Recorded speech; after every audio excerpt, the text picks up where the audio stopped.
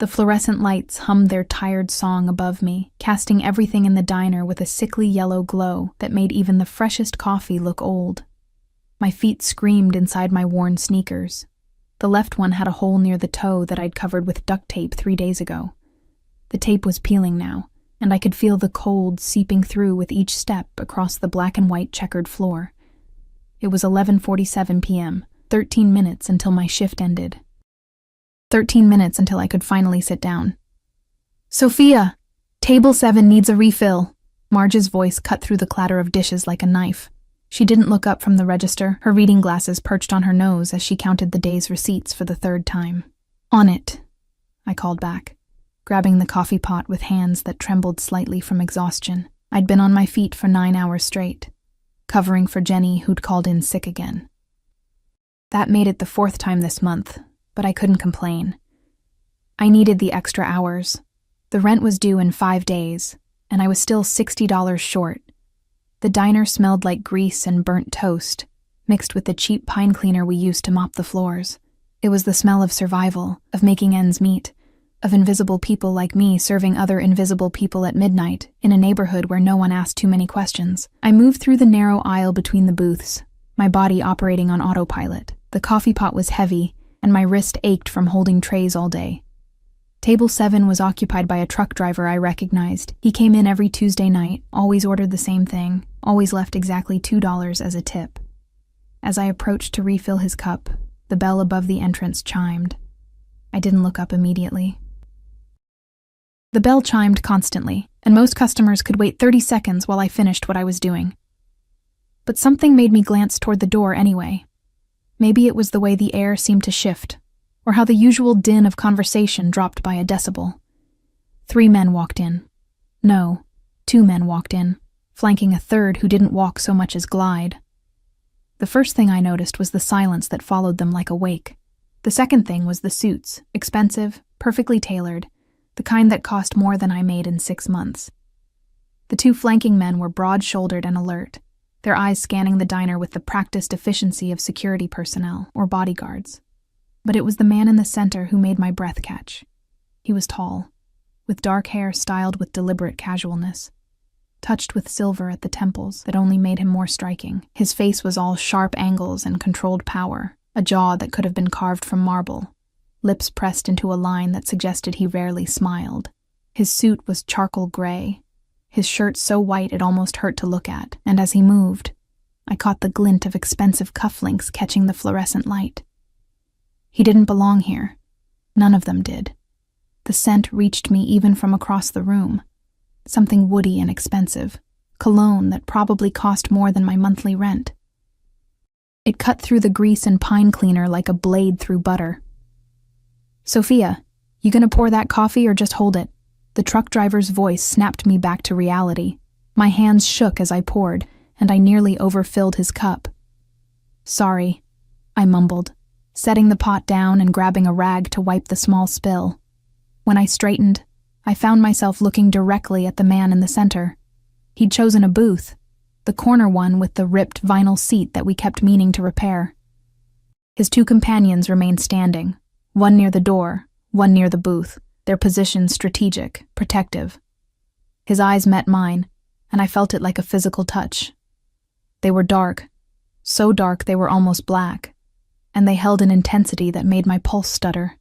He didn't smile, didn't acknowledge me beyond that single searing look. Then his gaze moved on, dismissing me as easily as he'd noticed me. I was invisible again. "I'll take their order," Marge whispered, suddenly beside me. Her voice was tight, and when I glanced at her, I saw something I'd never seen before. "Fear, you go clean table 4, but it's my section. Now, Sophia." Her hand gripped my elbow, surprisingly strong. "Trust me on this." I wanted to argue, but the look in her eyes stopped me. Marge had owned this diner for 23 years. She'd seen things, survived things in this neighborhood. If she was scared, there was a reason. So I went to table 4, cleared away abandoned plates, and tried not to watch the corner booth. Tried and failed.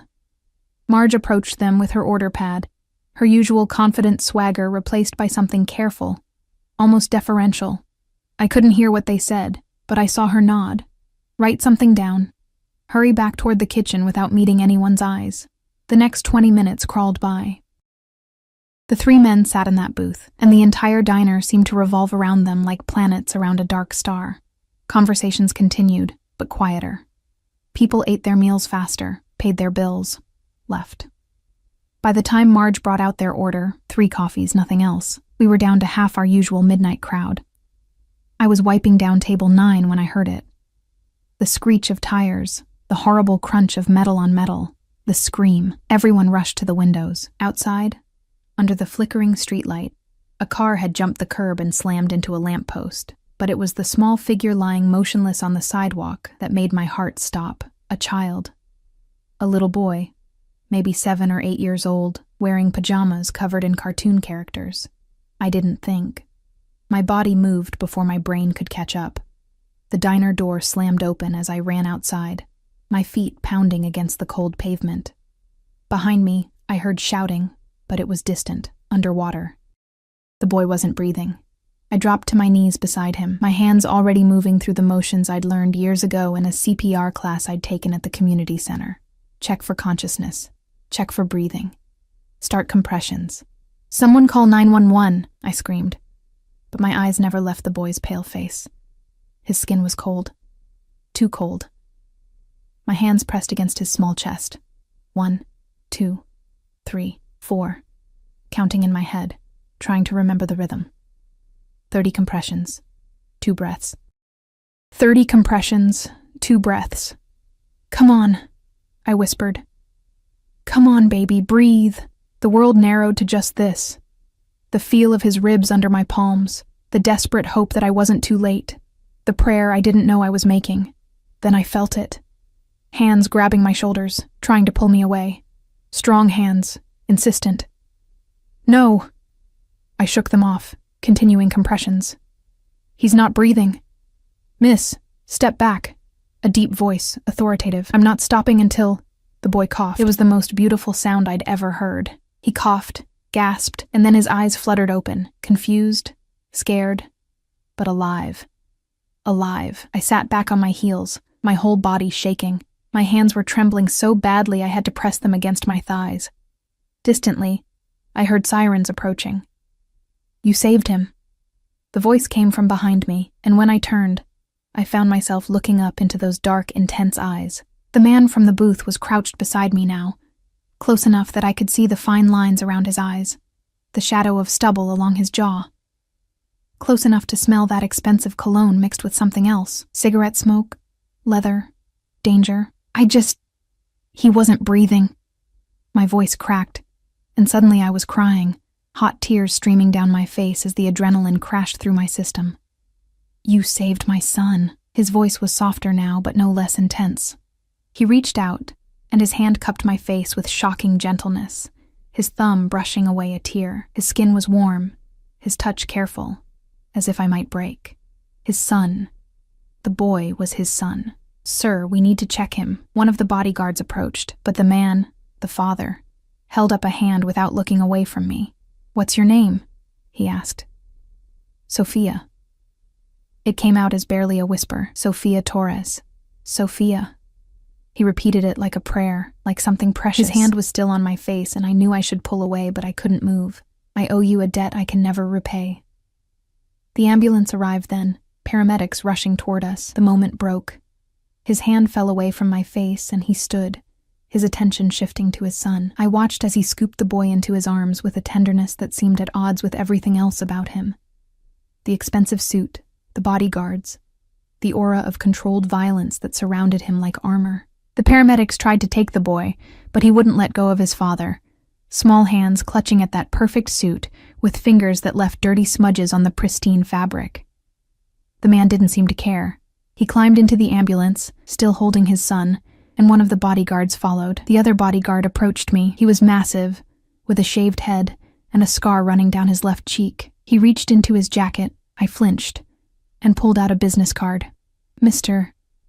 Constantine will want to thank you properly," he said, his accent thick, Eastern European. "You call this number tomorrow. Whatever you need. Hospital bills, time off work. You call." I took the card with numb fingers. It was heavy cardstock, expensive, with a single phone number embossed in black. No name, no company, just the number. I didn't do it for money, I stammered. The corner of his mouth lifted slightly. We know. That's why he'll want to thank you. Then he was gone, climbing into a black Mercedes that I hadn't even noticed parked across the street. The ambulance pulled away, sirens wailing, and the Mercedes followed. I stood there on the cold sidewalk, still shaking, still crying, the expensive business card clutched in my hand like a lifeline, or a death sentence. When I finally walked back into the diner, Marge was waiting. Her face was white. Do you know who that was? She asked. I shook my head. Dmitri Konstantin. She said the name like it explained everything. When I just stared at her blankly, she grabbed my shoulders. The Konstantin family, Sophia. They run everything south of 5th Street. Everything. You just saved the son of the most dangerous man in the city. The card felt heavy in my pocket. Suddenly, the hole in my shoe and the $60 I needed for rent seemed very far away. I'd saved a life tonight, but looking at the fear in Marge's eyes, I wondered if I'd just destroyed my own. I didn't sleep that night. I sat on the edge of my narrow bed in my studio apartment, staring at the business card until the numbers blurred together. The radiator clanked and hissed in the corner, barely putting out enough heat to fight the January cold seeping through the single-pane window. Outside, the city hummed with its usual nighttime symphony. Distant sirens, car horns, the occasional shout from the street below. My hands had finally stopped shaking around 3 a.m., but my mind wouldn't quiet. Dmitri Konstantin. The name meant nothing to me yesterday. Now it felt burned into my consciousness, along with the memory of those dark eyes looking at me like I was something precious, something valuable. I'd seen dangerous men before. You didn't grow up in this neighborhood without learning to recognize the signs. The ones who carried themselves with casual violence, who expected deference, who took what they wanted. I'd learned young to make myself small, invisible, to avoid their attention at all costs. But Dmitri Konstantin was something else entirely. He didn't demand attention. He commanded it simply by existing. And for one brief, terrifying moment, I'd had all of his attention focused solely on me. You saved my son. His voice echoed in my memory, low and rough with emotion I hadn't expected. The way his hand had cupped my face, so gentle despite the calluses I'd felt on his palm. The way he'd looked at me like I'd given him something more valuable than money could buy. I should throw the card away, delete it from existence, pretend last night never happened. Instead, I tucked it into my wallet, into the small pocket where I kept my mother's photo. The only picture I had of her, faded and creased from years of carrying it with me. When dawn finally broke, gray and reluctant, I got ready for my morning shift. My reflection in the bathroom mirror looked haunted. Dark circles under my eyes, skin pale, lips still chapped from the cold. I splashed water on my face, pulled my dark hair into a ponytail, and put on my uniform. Black pants, white button-down shirt, the name tag that read, Sophia, in cheerful red letters. My phone buzzed as I was lacing up my sneakers. A text from Marge. Take the day off. Paid. Don't argue. I stared at the message. Marge had never given me a paid day off in the 3 years I'd worked for her. Never. My fingers hovered over the screen, ready to argue anyway. I needed the hours. But another text came through. Please, Sophia. Just for today. Let things settle. Let things settle. As if last night was a storm that just needed to pass, rather than an earthquake that had shifted the foundation of my small, careful life. I texted back a simple okay and sat down on my bed, suddenly unsure what to do with unexpected free time. The rent was still due in 4 days.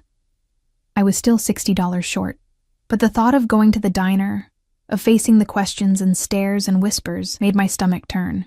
By noon, I'd cleaned my apartment twice, done laundry in the building's basement machines, and reorganized my tiny pantry.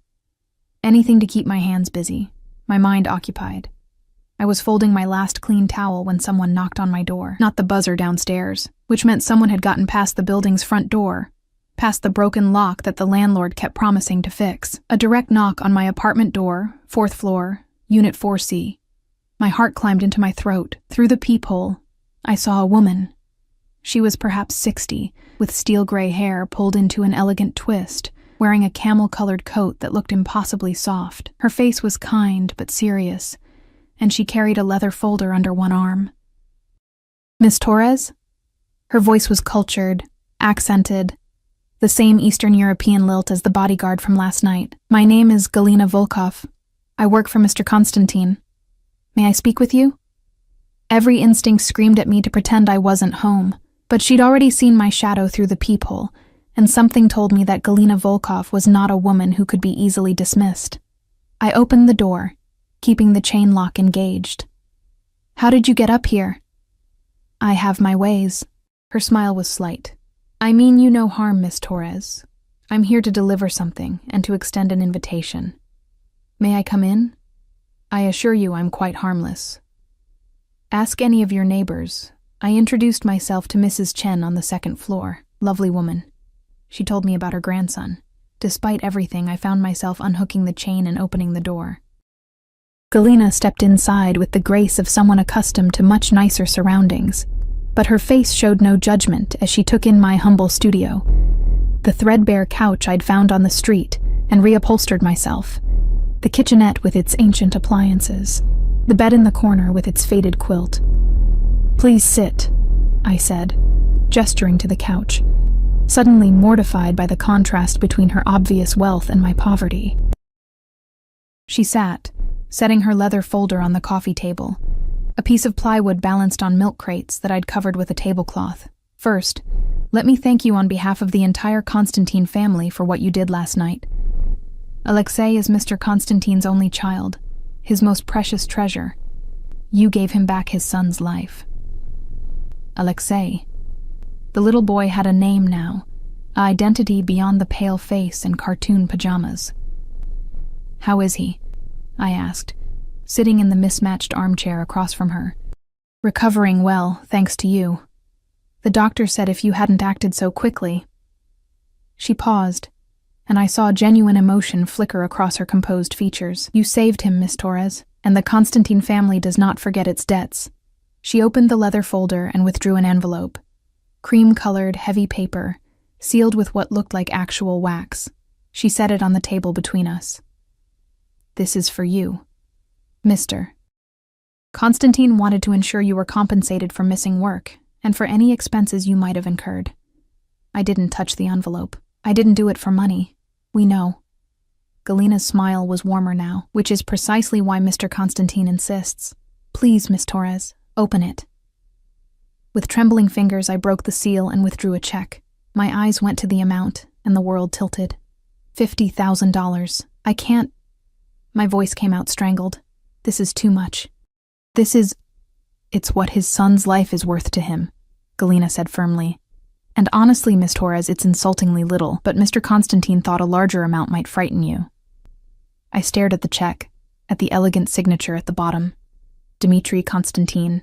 The same handwriting that had probably signed God knows what other documents, business contracts, orders, perhaps even death warrants.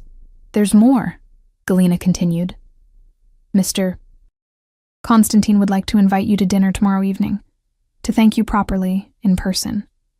Alexei has been asking about the angel lady who saved him. He wants to thank you as well. I don't think that's a good idea." I set the check down like it might burn me. "I'm just a waitress. I don't belong in his world. You saved his son's life. That makes you more important to him than most people in his world." Galina's eyes were sharp, assessing. "But I understand your hesitation. The Constantine name carries weight and fear, but Dmitri is not the monster people whisper about, Miss Torres. He's a father who almost lost his child. He's a man who wants to say thank you to the woman who gave him a miracle." She stood, smoothing down her coat. "Think about it. The dinner will be at his home, private, just family. 6 o'clock tomorrow evening. A car will come for you at 5:30, whether you've decided or not. If you choose not to attend, the driver will leave. No pressure, no obligation." At the door, she paused.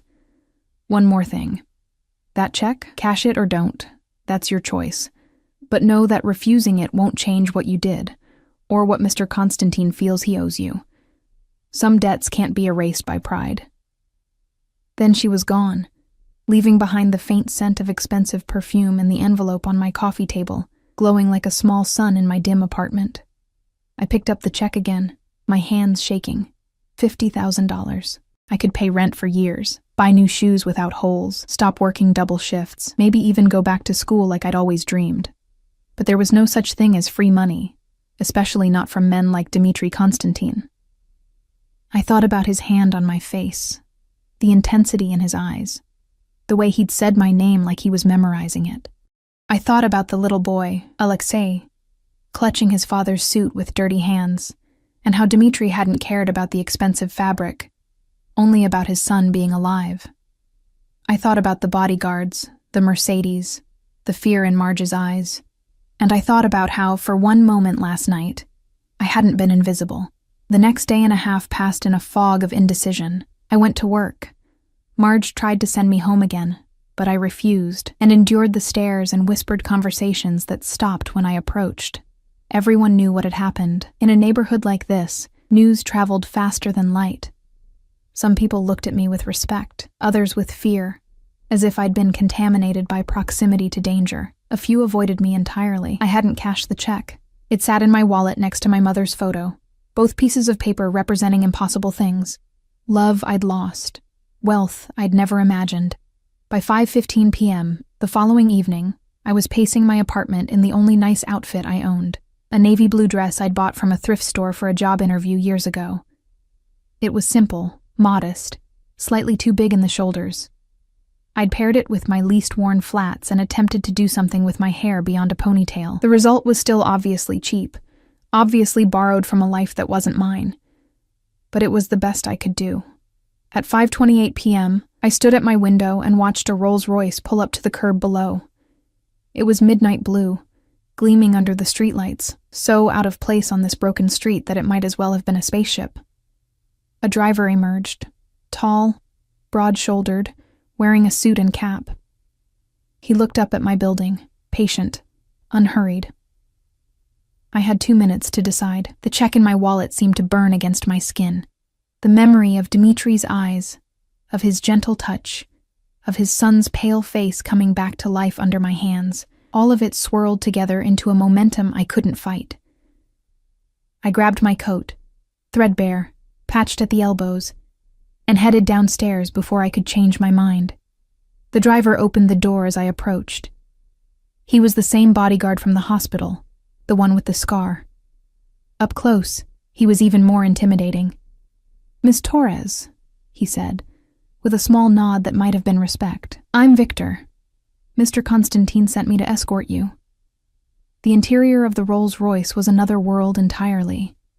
Leather seats soft as butter, warm air that smelled faintly of cedar, tinted windows that made the streets outside look like a different city. There was even a small bar, bottles of expensive liquor secured in custom holders.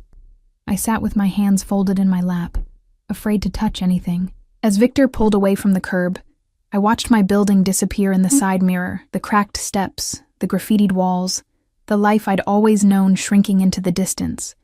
I was driving toward Dmitri Konstantin's home, toward his world, toward the most dangerous man in the city who looked at me like I'd given him everything that mattered, and I had absolutely no idea if I'd made the right choice or a fatal mistake. The city transformed as we drove. The crumbling buildings and potholed streets of my neighborhood gave way to tree-lined avenues, then to gated communities with manicured lawns that probably cost more to maintain than I made in a year. Victor drove in silence, his eyes occasionally flicking to the rearview mirror. Not to look at me, I realized, but to check if we were being followed. The thought sent ice down my spine. We drove for 40 minutes, leaving the city entirely. The houses grew larger, farther apart, hidden behind stone walls and iron gates. Old money lived out here, the kind of wealth that didn't need to announce itself. And apparently, new money too. The dangerous kind that bought its way in with cash and fear. Victor turned down a private road, stopped at a gate that opened silently at our approach. The driveway beyond was lined with lights, winding through landscaped gardens still green despite the January cold. Then the house came into view, and my breath caught. It wasn't ostentatious, no gold columns or marble statues. But it was massive, all clean lines and modern architecture. Glass and stone blended into something that looked like it belonged in a magazine. Warm light glowed from the windows, making it seem almost welcoming. Almost. Victor opened my door, and the cold night air rushed in, carrying the scent of pine and something flowering that shouldn't bloom in winter. My legs felt unsteady as I stepped out onto pristine pavement. "This way, Miss Torres." Victor gestured toward the entrance, where another man in a suit stood waiting. More security, I realized. How many people did Dmitri Konstantin employ just to keep himself safe? The front door opened before we reached it. A woman stood there, Galina, wearing an elegant black dress that made my thrift store outfit feel even more inadequate. But her smile was warm, genuine, as she reached out to take my hand. "Sophia, I'm so glad you came.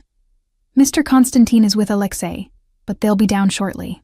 Come, let me take your coat." I shrugged out of my patched coat, watching as Galina handed it to yet another staff member without a flicker of judgment. The interior of the house was breathtaking.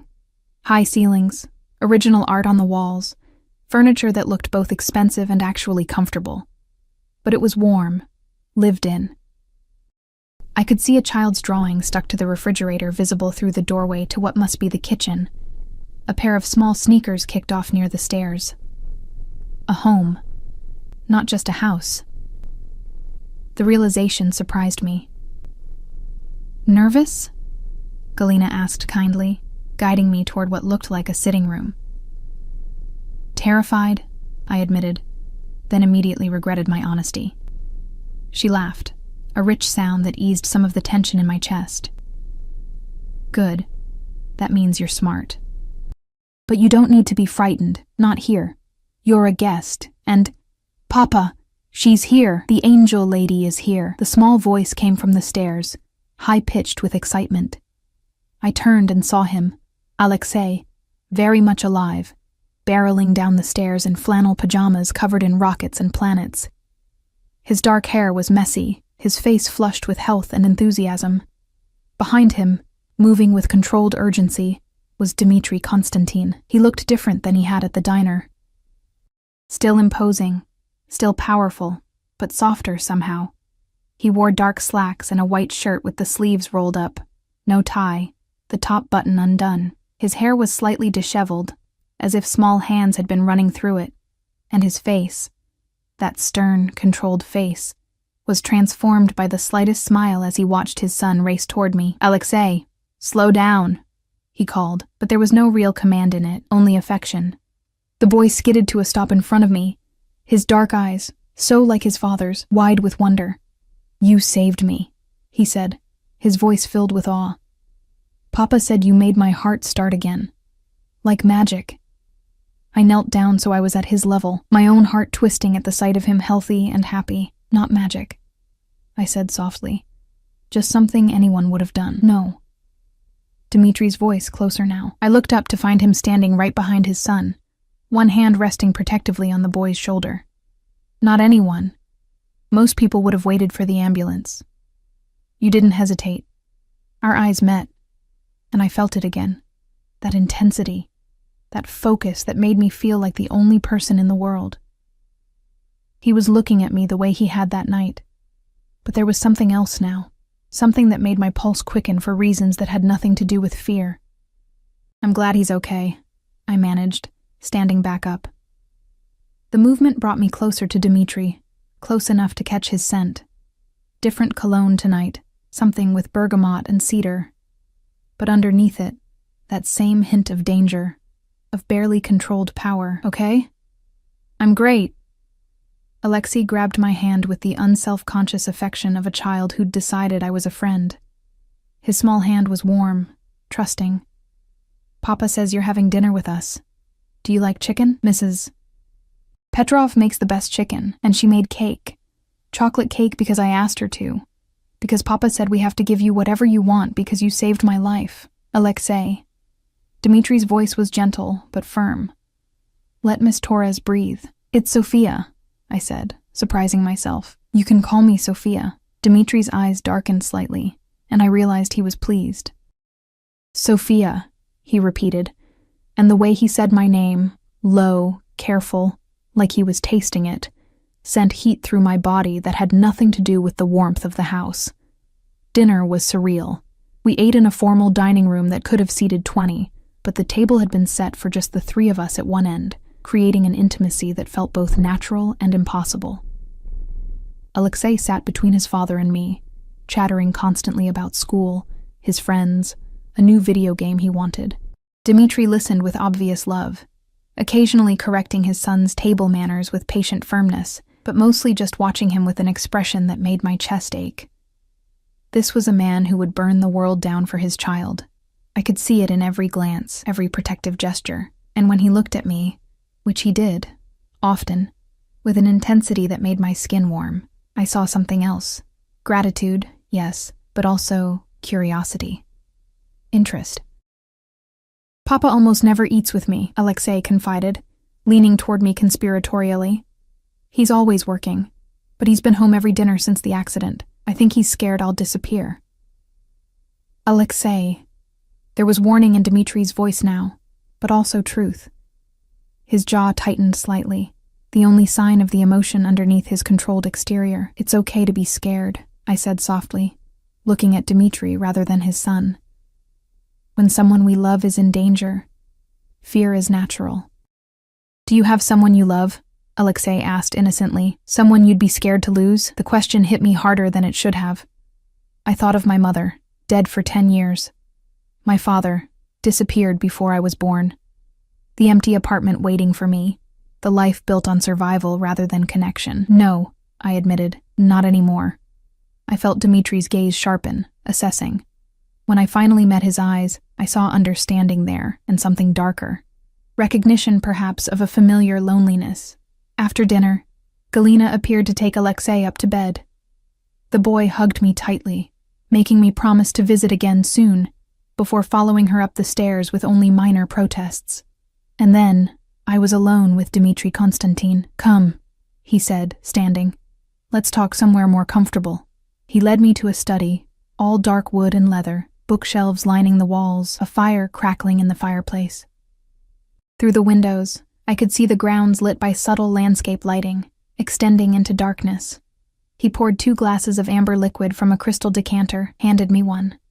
Our fingers brushed, and I felt the contact like electricity. Whiskey, he said, aged 20 years. I don't drink often, but tonight feels like an occasion worth marking. I took a tentative sip. It burned going down, but left a warm, smooth finish. Expensive, like everything else in this house. Dmitri sat in one of the leather chairs, gestured for me to take the other. The fire cast shadows across his face, highlighting the sharp angles, the controlled strength. He'd rolled his sleeves up further, and I could see his forearms, muscular, with faded scars that told stories I probably didn't want to know. You didn't cash the check, he said. It wasn't a question. I can't accept that much money. Why not? He leaned forward, elbows on his knees, the whiskey glass dangling from his fingers. You earned it. More than earned it. I didn't do it for payment. I did it because a child was dying. I met his eyes, refusing to back down despite the intensity of his stare. If I take that money, it changes what happened, makes it a transaction instead of just the right thing to do. He was quiet for a long moment, studying me with those dark, unreadable eyes. The fire crackled. Outside, I heard the distant sound of the gate opening and closing. Security patrols, probably. You're not what I expected, he finally said. What did you expect? Someone who would take the money without question, who would maybe ask for more, who would see an opportunity and seize it. He took a drink of whiskey, and I watched his throat work as he swallowed. Everyone wants something from me, Sophia. Everyone has an angle, a price, a scheme. But you kneel in the cold to save my son's life. And then you refuse payment. You're either incredibly noble or incredibly foolish. Maybe both, I said, surprising myself with my boldness. The whiskey was warming me from the inside. Or maybe it was the fire. Or maybe it was the way he was looking at me. His lips curved into something that wasn't quite a smile, but was closer than I'd seen before. You should be afraid of me. I am, I admitted. but I'm also here. Why? He set down his glass and stood, moving closer. Not threatening, but deliberate. Why did you come tonight when you could have stayed away, when staying away would have been safer, smarter? I stood too, refusing to let him tower over me even though he was nearly a foot taller. Because your son asked to see me. Because he called me his angel lady, and I couldn't disappoint a child who almost died. Just for Alexei? He was very close now, close enough that I could see the flecks of gold in his dark eyes, the faint lines at their corners, close enough to feel the heat radiating from his body. I don't know, I whispered. Honest, despite every instinct screaming at me to lie, to protect myself. I don't know why I'm really here. His hand came up slowly, giving me time to move away. When I didn't, he cupped my face just as he had that night on the sidewalk. Gentle, careful, like I was something precious that might break. His thumb brushed across my cheekbone, and I felt myself lean into the touch before I could stop myself. Sophia Torres, he murmured, my name a caress in his deep voice. What am I going to do with you? Before I could answer, before I could even process the question, footsteps sounded in the hallway. Dmitri stepped back smoothly, his hand falling away, his expression shifting back to controlled neutrality so quickly I almost wondered if I'd imagined the moment. Victor appeared in the doorway. Sir, you have a call. It's urgent. Dmitri's jaw tightened. I'll take it in the other room. He looked at me, and frustration flickered across his features. Sophia, I apologize. This will only take a few minutes. He left, Victor following, and I was alone in the study with my racing heart and the ghost of his touch still warming my skin. I moved to the windows, pressing my forehead against the cool glass. What was I doing? This was insane. Dmitri Konstantin wasn't just dangerous. He was lethal. A man who commanded fear with his mere presence, who had security teams and urgent calls in the middle of dinner parties, who lived behind gates and walls for reasons I was probably better off not knowing. But he was also a father who loved his son fiercely, a man who'd held his dying child and looked at me like I'd given him back his reason for breathing. And when he touched me, I didn't feel invisible anymore. I was still standing at the window when I heard raised voices, muffled, coming from another room. I shouldn't eavesdrop. I should stay right here, mind my own business. But then I heard Dmitri's voice, sharp with barely controlled rage. I don't care what he wants. He stole from me, betrayed me, and now he dares to make demands? Find him. Bring him to me. I want to look him in the eyes when The sentence cut off abruptly. I stepped back from the door, my heart pounding. This was his world, not the warm house or the chocolate cake or the father reading bedtime stories. This was the reality. Violence, vengeance, power, wielded without mercy. And I was standing in the middle of it, wearing a thrift store dress and cheap shoes, completely out of my depth. When Dmitri returned 5 minutes later, his face was a mask of control, but I could see the tension in his shoulders, the dangerous glint in his eyes. I'm sorry, he said. Business. It's unavoidable in my line of work. What exactly is your line of work? I asked, even though I wasn't sure I wanted the answer. He looked at me for a long moment. Import and export, he finally said, which was obviously a lie. Various business interests. Nothing you need to worry about. Because I'm just a waitress who saved your son? Someone to be protected from the truth? His eyes narrowed slightly. Because you're someone I don't want to taint with the darker parts of my world. You're good, Sophia. Pure. And that's rare enough that I want to preserve it. I'm not a child, I said, my voice sharper than intended, and I'm not as pure as you think. I've seen plenty of darkness in my neighborhood. I've just never had the power to be the one causing it. Something flickered in his expression. Surprise, maybe, or respect. He moved closer again, and this time there was something predatory in it. Something that made my pulse race for entirely different reasons than fear. You think you understand my world? His voice was low, dangerous. You think seeing crime in your neighborhood prepares you for what I do? For the choices I make, the things I've done?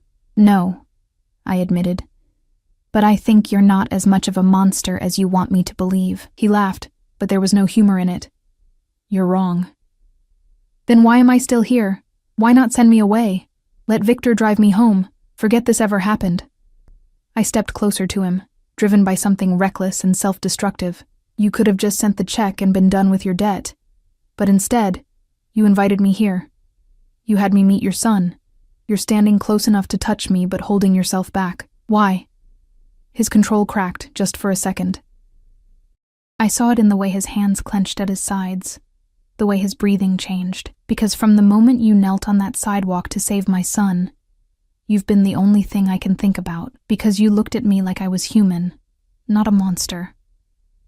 Because when I touch you, I remember what it feels like to want something that isn't built on fear or power or obligation. The confession hung between us, raw and honest. Then his phone buzzed, and buzzed again. He closed his eyes briefly, and when he opened them, the moment was gone, locked behind walls of control. Victor will drive you home, he said, his voice formal now, distant. Thank you for coming tonight, for being kind to Alexei, for... He stopped, shook his head. Thank you. He was dismissing me, sending me away before this, whatever this was, could go any further. I should have been relieved. Instead, I felt something close to devastation. Victor appeared again, as if summoned by telepathy. I followed him out of the study, down the hallway, past Galena, who pressed a small package into my hands, leftover cake, dear, and out into the cold night air. The Rolls-Royce waited, warm and safe and ready to take me back to my real life. I looked back at the house once before getting in. Dmitri stood in the doorway, backlit by the warm interior light, watching me leave. Even from this distance, I could feel the weight of his gaze. I'd come here thinking I was just thanking a grateful father, accepting a simple dinner invitation. I was leaving knowing I'd stepped into something far more complicated, far more dangerous. And God help me, I wanted to step even deeper. 3 days passed like a fever dream. I cashed the check, not because I'd changed my mind about accepting payment, but because my landlord had started leaving eviction notices on my door, and pride didn't keep a roof over my head. The bank teller's eyes had widened when she saw the amount, then narrowed with suspicion until she verified the check was legitimate. I'd walked out with a cashier's check for $50,000 burning in my purse like stolen goods. I paid my rent for the next year in advance, bought new shoes, actual comfortable ones meant for standing all day, got my apartment's heater fixed, put the rest in a savings account, and tried not to think about where the money had come from, or the man who'd signed it. Tried and failed. Dmitri Konstantin haunted my thoughts. The way he'd looked at me in his study, the confession that had spilled from his lips before duty pulled him away. You've been the only thing I can think about. The words played on repeat in my mind during every quiet moment, which was dangerous because waitressing gave you a lot of quiet moments between orders. I kept expecting something, another visit from Galena, a phone call, Victor showing up at the diner, but there was nothing, just silence, and the ghost of his touch on my face, and the memory of dark eyes that had looked at me like I mattered. Maybe that was for the best. Maybe he'd realized the danger of getting too close to someone from my world. Someone who couldn't understand his life. Maybe I was just a brief fascination, made interesting only by the circumstances of how we'd met. The thought hurt more than it should have. On the 4th day, I was wiping down tables during the lunch rush, when Marge touched my shoulder. Sophia, you have a visitor. Says it's important. I looked up to see a young woman standing near the entrance, mid-20s, beautiful in that effortless way that came from good genes and expensive maintenance. She wore designer jeans and a cashmere sweater, her blonde hair falling in perfect waves. Everything about her screamed money and privilege. She was watching me with barely concealed hostility. Can I help you? I asked, setting down my rag. You're Sophia Torres. It wasn't a question. Her accent was American, but polished, the kind you got from private schools. The waitress who saved Alexei Konstantin. Warning bells went off in my head. Who are you? Elena Volkov, Dmitri's fiancée. She said it like she was claiming territory, marking boundaries. We need to talk, privately. My heart stuttered. Fiancé. Of course he had a fiancé. Men like Dmitri Konstantin didn't stay single. They had women who matched their status, their wealth, their world. Women like this polished creature in front of me, not waitresses with holes in their shoes. "I'm working," I said, hating how my voice sounded, small, defensive. "Take a break." Elena's smile was cold. "I promise this won't take long." Marge was watching from behind the counter, her expression worried. I gave her a small nod, "I'm okay," and led Elena to the farthest booth, away from other customers. She slid in across from me, her designer bag settling on the seat with a soft thump that probably cost more than my monthly rent used to cost. Up close, she was even more beautiful. Flawless skin, green eyes that assessed me with clinical precision. "I'll get straight to the point," Elena said. "Dimitri is grateful for what you did. We all are, but your involvement with our family ends now." "I'm not involved with your family," I said, trying to keep my voice steady. "I saved a child's life, that's all." "Is it?" Elena leaned forward, and I saw the steel beneath the beauty. "Then why did Dimitri invite you to our home? Why did he have dinner with you and Alexei? Why has he been distracted for days, making uncharacteristic mistakes because his mind is elsewhere?" Each question hit like a small blade.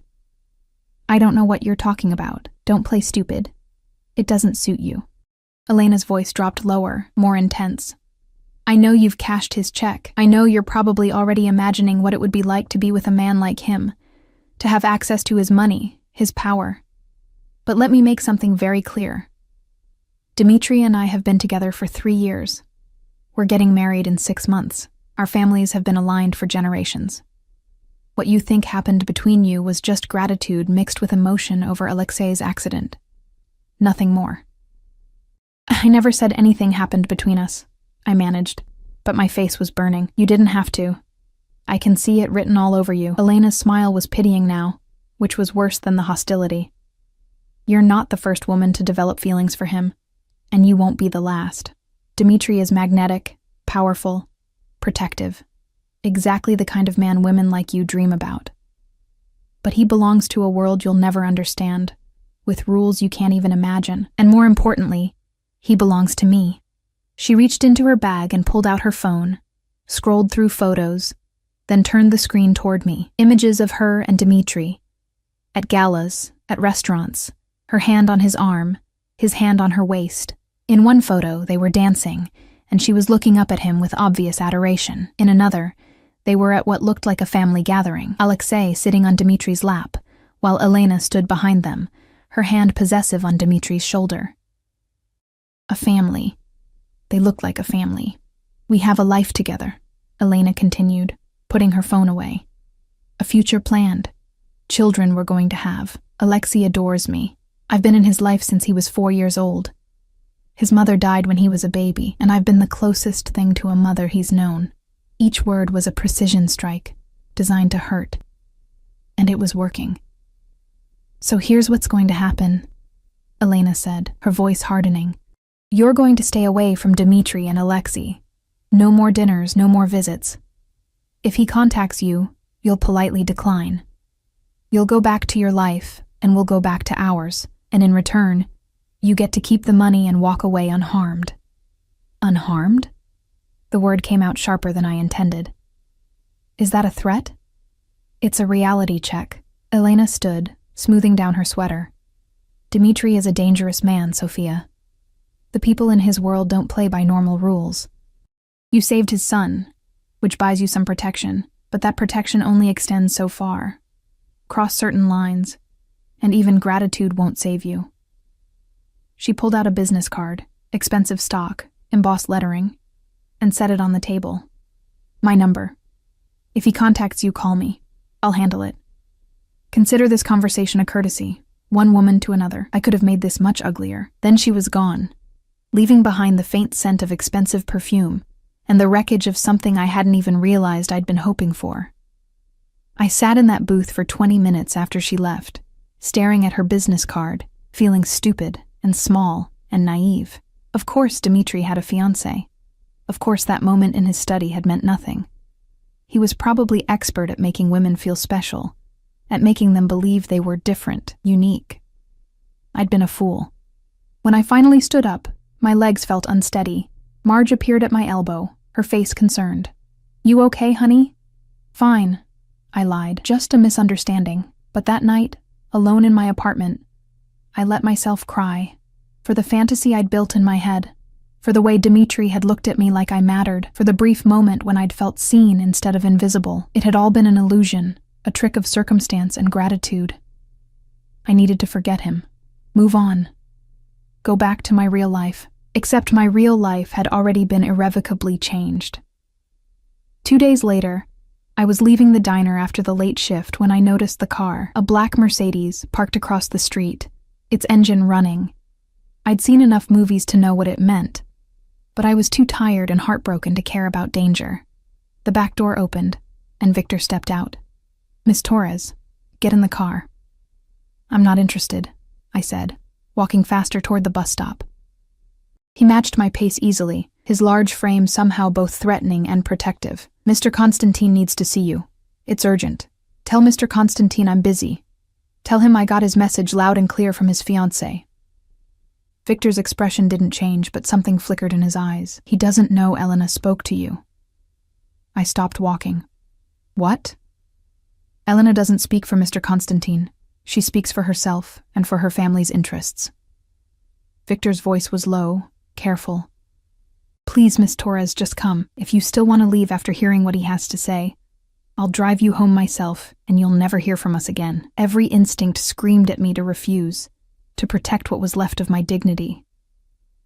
But there was something in Victor's voice, urgency, almost pleading, that made me hesitate. "Fine," I said. "But this is the last time." The drive was longer this time, heading in a different direction, not toward Dimitri's home, but into the industrial district where warehouses and factories sat dark and silent. My earlier bravado faded as Victor pulled up to a nondescript building, its windows covered, its exterior giving no hint of what lay inside. "Where are we?" I asked, fear creeping into my voice. "Somewhere private, where we won't be disturbed." Victor got out and opened my door. "Mr. Constantine is waiting inside." "You're safe, Miss Torres. I give you my word." I'd learned enough about Dimitri's world to know that Victor's word actually meant something. He was loyal, honorable in his own way. If he said I was safe, I probably was. Probably. The interior of the warehouse had been converted into something unexpected. A boxing gym. Heavy bags hung from chains. A ring dominated the center. Weights and equipment lined the walls. The air smelled of sweat and leather and determination. And in the ring, shirtless and glistening with perspiration, was Dimitri Constantine. He was hitting a heavy bag with controlled fury, each punch precise and powerful. I could see the play of muscles across his back and shoulders, the scars that marked his skin, some old and faded, others more recent. This was a man who'd fought, who'd bled, who'd survived things that would have destroyed softer people. He hit the bag one more time, then stopped, his chest heaving. He knew I was there. I could tell by the way his shoulders tensed, but he didn't turn around immediately. "Victor, leave us," he said, his voice rough. Victor hesitated. "Sir, now." The door closed behind Victor, and I was alone with Dimitri in this cavernous space. Slowly, he turned to face me, and the intensity in his eyes made my breath catch. He looked different here, rawer, more dangerous. The polished businessman, the controlled father, those were masks. This was something closer to his truth. "Elena came to see you," he said. It wasn't a question. "Yes." "And she told you to stay away from me, that we're engaged, that I belong to her." He grabbed a towel, wiping sweat from his face and chest, but his eyes never left mine. "What else did she say?" "That I'm a fool for thinking our dinner meant anything. That you were just grateful, emotional. That I should take the money and disappear from your life." My voice was steadier than I felt. Was she wrong? Dimitri threw the towel aside and climbed out of the ring with lethal grace. He moved toward me, and I forced myself to stand still even as every instinct screamed at me to run, not from fear, from self-preservation, because the way he was looking at me was going to destroy me. "Elena Volkov is many things," he said, stopping just inches from me. "Beautiful, intelligent, connected to powerful families. Our fathers arranged our engagement years ago. a strategic alliance to strengthen business ties. She's been patient, waiting for me to set a date, playing the role of devoted fiancé. So she was telling the truth. The words tasted bitter. She was telling her truth, not mine. His hand came up, fingers grazing my jaw with the gentleness that contrasted so sharply with the violence I'd just witnessed. I never agreed to marry her, Sophia. I never proposed, never gave her a ring, never made promises I had no intention of keeping. Our families assumed, arranged, decided, but I didn't. Then why does she think? Because I allowed it. Because refusing outright would have meant war between our families, and I had bigger problems to deal with. Because it was easier to let people believe what they wanted than to fight about it. His thumb brushed across my lower lip, and I couldn't stop the shiver that ran through me. Until you. Me?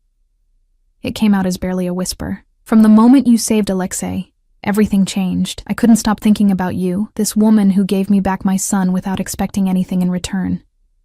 Who looked at me without fear, without calculation, just honestly.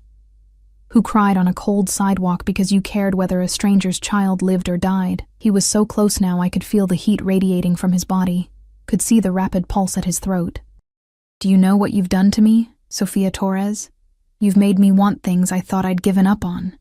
Made me believe that maybe I could have something real. Something not built on alliances and strategy and power plays. I'm a waitress, I said, even as I leaned into his touch. I live in a studio apartment in the worst part of town. I have nothing to offer you. You have everything. His other hand cupped my face now, holding me like I was infinitely precious. You're the first person in years who's made me feel human instead of like a weapon everyone wants to point in their preferred direction. Elena said. I don't care what Elena said. His voice dropped to something almost feral. She doesn't get to decide what I want. She doesn't own me, no matter what our families arranged.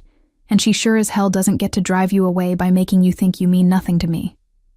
Do I? I needed to hear it.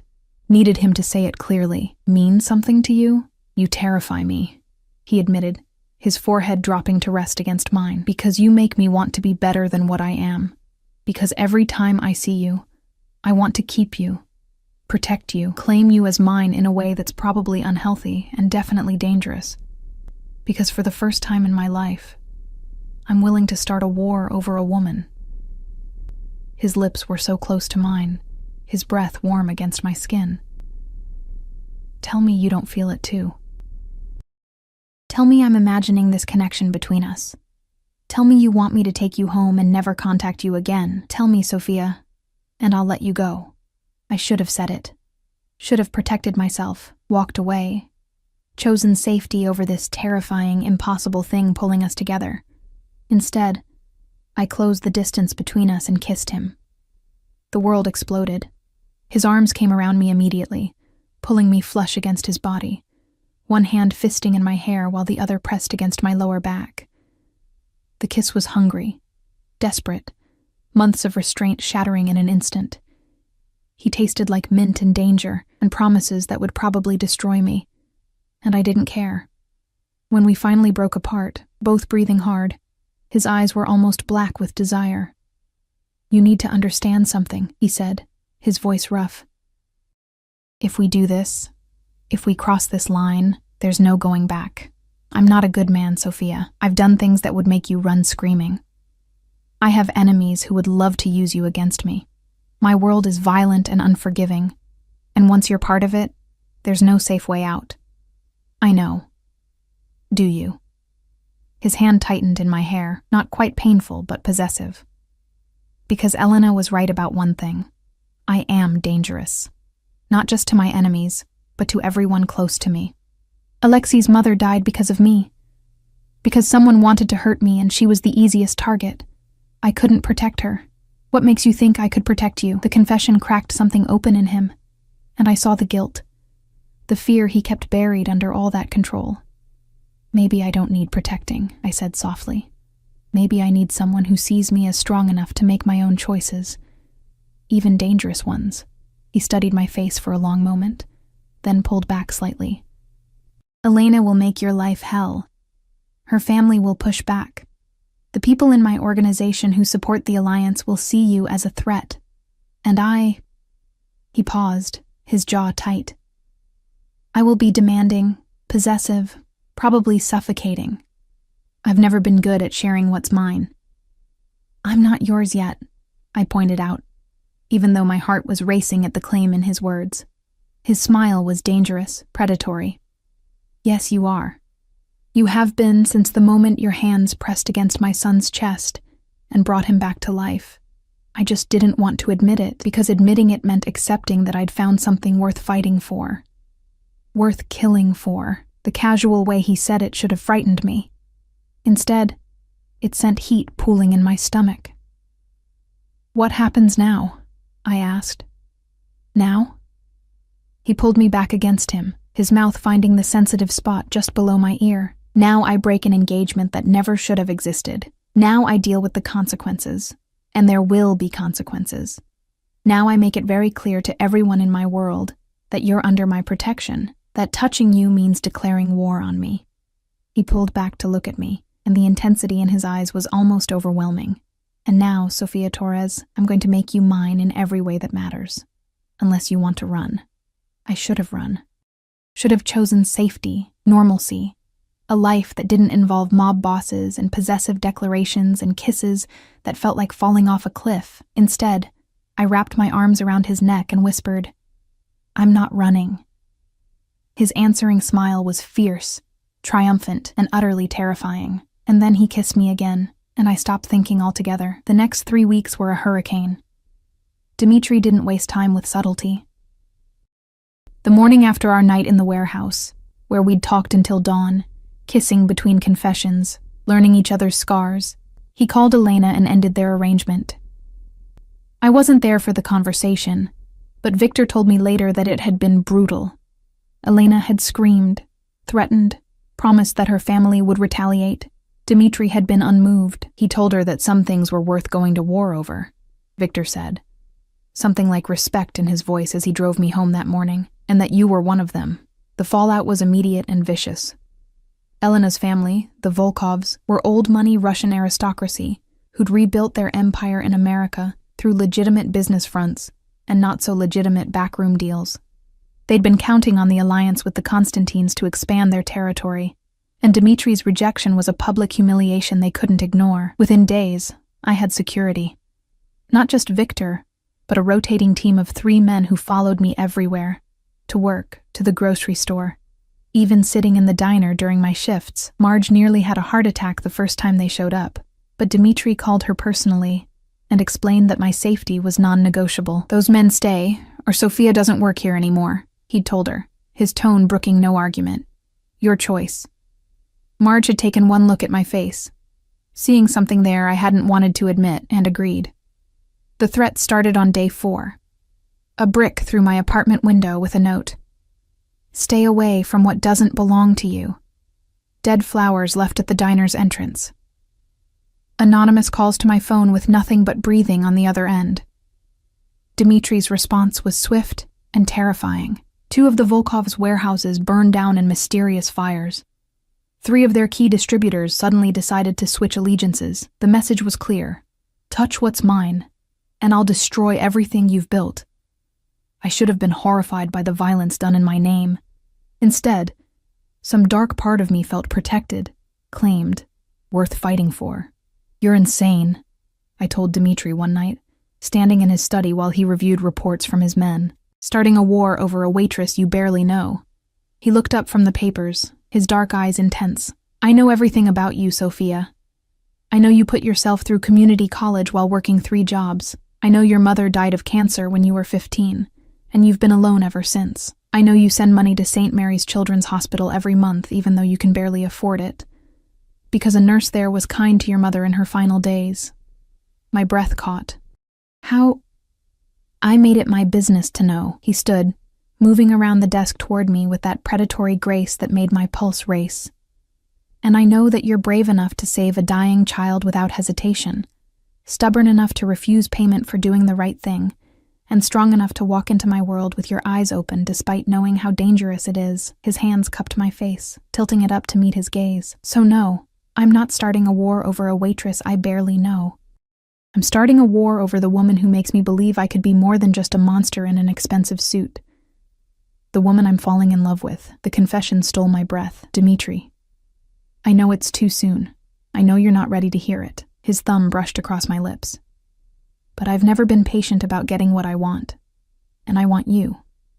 All of you. Your smiles and your sharp tongue and your ridiculous nobility. Your past and your present and whatever future you'll let me have. You're right, I whispered. It is too soon. This is crazy. We've known each other for less than a month. And yet here you are, in my home, letting me start wars for you, kissing me like you're drowning and I'm air. His smile was dark, knowing. Tell me you don't feel it too. Tell me this is just gratitude or fascination or some temporary insanity that will pass. I couldn't. Because despite the insanity, despite the danger, despite every logical reason to run, I was falling too. Falling for the way he was with Alexei, patient and loving and fiercely protective. Falling for the moments of vulnerability he showed only to me, the confessions whispered in the dark. Falling for the man beneath the monster, the one who looked at me like I was his salvation. I feel it, I admitted. God help me. I feel it too. His kiss was possessive, claiming, full of dark promise. And I kissed him back with equal hunger, knowing I was signing myself over to something beautiful and terrible and completely irreversible. The war with the Volkovs escalated over the next 2 weeks. More property damage on both sides. 2 of Dimitri's men ended up in the hospital, one with a broken arm, another with a concussion. The violence was controlled, strategic, each move designed to apply pressure without triggering all-out bloodshed. But everyone knew it couldn't last. It has to end, Galina told me one afternoon, her usually composed face drawn with worry. We were in Dimitri's kitchen while Alexei was at school, and she was teaching me to make pelmeni, Russian dumplings that were apparently Dimitri's favorite. The other families are getting nervous. They're pressuring both sides to resolve this before it spirals into something that affects everyone's business. What does that mean? I asked, my hands stilling over the dough. It means there will be a meeting, a negotiation. The Volkovs will demand compensation for the broken engagement, for the public humiliation. She paused, choosing her words carefully. They may demand you. Ice flooded my veins. What? Not to hurt you. Even the Volkovs aren't stupid enough to murder someone under Dimitri's protection. But they could demand you leave the city. Stay away from him. Agree to never see him or Alexei again. She covered my flour-dusted hands with her own. And if you refuse, if Dimitri refuses, the violence will escalate. People will die. Maybe even innocent people caught in the crossfire. So I'm the problem. The words tasted bitter. If I just left, this would all go away. If you left, Dimitri would burn the city down looking for you. Galina's voice was gentle but firm. Don't mistake this for something you can fix by sacrificing yourself. He won't let you go. And honestly, I don't think you want to go either. She was right. Despite everything, the danger, the violence, the impossible complications, I didn't want to leave. I'd found something here. Something I'd been searching for my whole life without knowing it. A home. A family. A man who looked at me like I was his entire world. The meeting happened 3 days later. Dimitri didn't want me there, but I insisted. This is about me, I argued. I deserve to be part of the conversation. We compromised. I would attend, but remain silent, letting Dimitri and his advisors handle the negotiations. Victor and 2 other guards would stay close, and at the first sign of real danger, they'd get me out. The meeting took place in neutral territory, a private room in an upscale restaurant owned by one of the old Italian families who'd been mediating the conflict. The room was elegant, windowless, with a long table and chairs that probably cost more than a car.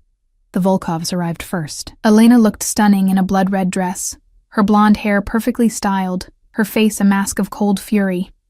Her father was with her, Mikhail Volkov, silver-haired and distinguished, with eyes like chips of ice. 2 bodyguards flanked them. Then Dimitri arrived, and the temperature in the room dropped 10 degrees. He wore a black suit that made him look like death in designer clothing, his face utterly expressionless. I sat beside him, Victor standing behind my chair like a sentinel. The mediator, an elderly Italian man named Don Caruso, opened the proceedings. We're here to resolve the dispute between the Constantine and Volkov families regarding the broken engagement and subsequent misunderstandings. Misunderstandings? Mikhail's voice was harsh with accent and anger. My daughter was publicly humiliated. Agreements between our families were broken. My businesses have been attacked. This is not a misunderstanding. It's an act of war. An engagement I never agreed to was used to manipulate business arrangements I never approved, Dmitri said coldly. Your daughter claimed a position in my life that was never offered. When I corrected the misconception, you responded with threats against someone under my protection. So yes, Mikhail, there's been an act of war, but you fired the first shot. Mikhail's face reddened. That waitress has a name. Dmitri's voice dropped to something dangerous. Use it respectfully or we're done here. The tension was suffocating. Elena was staring at me with undisguised hatred, while her father looked like he wanted to leap across the table. Don Caruso raised his hands placatingly. Gentlemen, please, we're here to find a solution that satisfies both parties. He looked at Mikhail. What compensation would the Volkov family find acceptable? Mikhail leaned back, his expression calculating. Return what was promised. Marry my daughter. Unite our families as was always intended. The girl... He caught himself at Dmitri's expression. Sophia can be compensated generously and relocated. Everyone walks away satisfied. No. Dmitri's answer was flat, final. Then we continue as we have been, Mikhail said coldly. And we escalate. My family has resources you can't imagine, Constantine. We'll make this so costly, so bloody, that you'll wish you'd taken the deal. Before you make more threats you can't follow through on, Dmitri said, his voice deadly calm. Let me tell you what I know. He pulled out a folder, slid it across the table. Your operation has a leak, Mikhail. Someone high up in your organization has been feeding information to the FBI for 6 months. Names, dates, transactions, everything they need to bring RICO charges against your entire family. Mikhail's face went white. Elena grabbed the folder, flipping through it, her hands shaking. I saw her face change as she read, saw the moment she realized the information was real. Where did you get this? Mikhail's voice was barely controlled. Does it matter? Dmitri leaned forward. What matters is that I have copies. Many copies. And if anything happens to Sophia, if she's threatened or harmed or even frightened by someone connected to your family, every one of those copies goes to the FBI, the IRS, and every major newspaper in the country. Your empire will be destroyed in a week. You're bluffing. But Mikhail's voice lacked conviction. Am I? Dmitri's smile was cold. Test me. Please. Give me a reason to burn your world down. The silence stretched, heavy with threat and calculation. Finally, Don Caruso spoke. Perhaps there's a middle ground, Mr. Constantine. Would you be willing to offer some form of compensation to smooth over the social difficulties the broken engagement has caused? Dmitri looked at me, his expression softening slightly, then back at the Volkovs. I'll pay the Volkov family $2 million for any business disruptions caused by the situation. In exchange, they'll publicly announce that the engagement was ended by mutual agreement, with no hard feelings on either side. Elena will be presented as the one who ended it, protecting her reputation. And most importantly, Sophia Torres becomes completely off limits. No threats, no intimidation, no contact. She's under my protection permanently. 3 million, Mikhail countered. 2.5, and I don't release the FBI information for 5 years, giving you time to clean up your operation. Dmitri's voice was firm. Final offer. I watched the calculation happen in Mikhail's eyes. The cost of continued war versus the cost of accepting terms.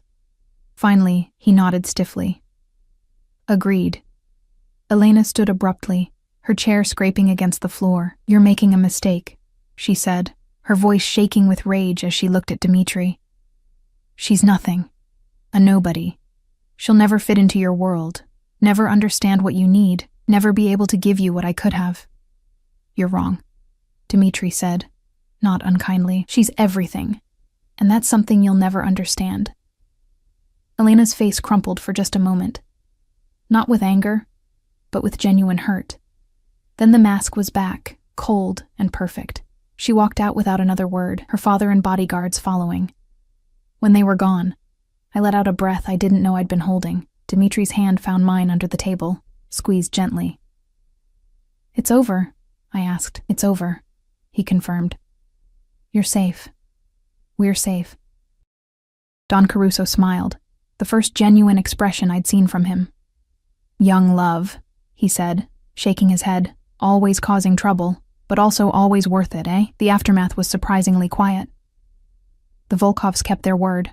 Within a week, society pages were reporting that Elena had ended the engagement amicably, that she was focusing on her own business ventures, that there were no hard feelings. The violence stopped. The threats disappeared. Life, impossibly, returned to something almost normal. I still worked at the diner. Dmitri hated it, wanted me to quit, but I refused to give up that part of my independence. We compromised. I cut back my hours and took night classes at the community college, working toward the degree I'd always wanted. Dmitri paid for it, and before I could argue, he pointed out that he'd spend more than that on a single business dinner, so I might as well let him invest in my education. Alexei became a fixture in my life. I'd pick him up from school twice a week, help with homework, take him to the park. He called me Sophia, but sometimes when he was tired or happy, it became Sophie, said with such affection that my heart ached. And Dmitri. Dmitri was everything he'd promised and more. Demanding, yes, possessive and protective to the point of suffocation sometimes, but also tender in ways that surprised me. Patient with my fears and insecurities about his world, fiercely proud of every small accomplishment in my classes. 6 months after the meeting with the Volkovs, on a warm summer evening, Dmitri took me back to the warehouse where we'd first kissed, but it was transformed now. Lights strung from the ceiling, a table set for two in the center of the boxing ring, candles everywhere. "What is this?" I asked, laughing as he led me inside. "This is where you stopped running from me," he said, pulling me close. "Where you chose me despite every reason not to. I wanted to celebrate that moment because it changed my life. We ate dinner in the ring where he'd once hit bags with controlled fury, where I'd once told him I wasn't running. The food was catered from the best restaurant in the city. The wine probably cost more than I used to make in a month. But what made it perfect was the way Dmitri looked at me, like I was his entire world. After dinner, as we stood in the center of the ring, he pulled out a small box. My heart stopped. "I know it's fast," he said, opening it to reveal a ring, elegant, beautiful, with a diamond that caught the candlelight. "I know you might not be ready, but I've never been good at patience, and I've never been more sure of anything in my life." He took my hand, his dark eyes intense and vulnerable. "Sofia Torres, you saved my son's life, and in doing so, you saved mine too. You make me believe I can be more than what I was made to be. You make me want to be better, to build something good in all this darkness. I love you, completely, dangerously, permanently. Marry me. Be my wife, Alexei's mother, my partner in everything. Help me build something worth fighting for." Tears streamed down my face. Happy tears. Overwhelmed tears. Tears for the girl I'd been who never thought she'd have this. "Yes," I whispered. "Yes, I'll marry you." The ring slid onto my finger perfectly, like it had been made for me, which, knowing Dmitri, it probably had been. He kissed me then, deep and claiming and full of promise. And in that warehouse where we'd first admitted what was between us, I felt the last pieces of my careful, invisible life fall away, replaced by something terrifying and beautiful, and completely mine. "I love you too," I whispered against his lips, "my dangerous, impossible, perfect man." His smile was fierce, triumphant. "Mine," he said, and it wasn't a question. "Yours," I agreed, "always." We married 3 months later in a small ceremony at Dmitri's home, just family and close friends. Alexei was the ring bearer, taking his job so seriously that everyone cried watching him. Galina cried. Victor, stoic, Scarred Victor got suspiciously misty-eyed. Even Marge came, dressed in her finest, and looking proud enough to burst. As I stood at the altar looking into Dimitri's eyes, promising forever to a man I'd known less than a year, I thought about the night this all started. The cold sidewalk, the dying child, the desperate rhythm of CPR. The moment that had changed everything. I'd gone to work that night expecting nothing more than sore feet and small tips. I'd missed work to save a life, never imagining it would lead to this. To love. To family. To a man who'd burned the world down to keep me safe. Dimitri's hand squeezed mine as the officiant pronounced us married, and when he kissed me, I tasted his love, his promise, his absolute certainty that we were meant for this. Mrs. Constantine, he whispered against my lips, and my heart soared. Mr. Constantine, I whispered back, smiling through happy tears. Our life wouldn't be normal. There would always be danger, always be the weight of his world pressing in. But we'd face it together, building something good in the darkness, proving that love could bloom even in the most unlikely places. And as Alexei crashed into both of us, wrapping his small arms around our legs and shouting, "We're a real family now," I knew with absolute certainty that I'd made the right choice. The waitress who'd saved a life had found one worth living. And the dangerous man who'd thought he was beyond redemption had found his salvation in a woman who'd seen past the monster to the man beneath. We were home,